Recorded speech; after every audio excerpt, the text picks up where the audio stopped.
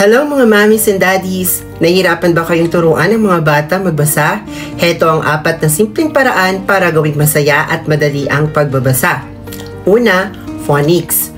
Tunog ng bawat letra. Unang-unang turuan sila bigkasin ang tunog ng bawat letra, hindi lang ang pangalan. Halimbawa, B, A, T. Sa kapagsamahing maging bat.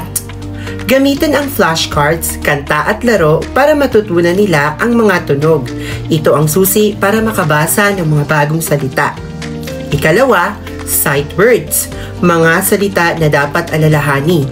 May mga salita na hindi sinusunod ang phonics rules tulad ng ang, I, si. Gumawa ng flashcard.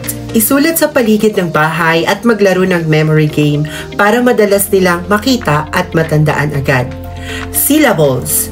Hatiin ang salita. Para mas madali ang pagbabasa, hatiin ang mahabang salita sa maliliit na bahagi. Ang tawag dito ay pantig. Subukan ang pagpalakpak sa bawat pantig. Masaya. Elepante. Nakakatulong ito para mabigkas ng tama ang mahabang salita.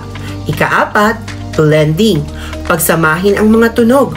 Huli, i-blend o pagsamahin ang mga tunog. Pagkatapos matutunan ang bawat tunog, pagsamahin ito para makabuo ng bagong salita. Magsimula sa simpleng salita tulad ng aso, pusa, bola. Hikayatin silang bigkasin ng paunti-unti tapos mabilis na pagsamahin. Sa phonics, sight words, pantig at blending, mabilis matuto ang mga bata magbasa. Tandaan, kailangan ng pasensya at papuri para lalo silang maingganyo. Practice lang ng practice, tiyak na lalago ang kanilang kumpiyansa. Follow nyo ako para sa iba pang tips sa pagtuturo ng pagbabasa. Mag-comment kayo kung gusto nyong malaman ang mga masasayang activity para sa bahay o klase. Sama-sama nating gawing masaya ang pagbabasa.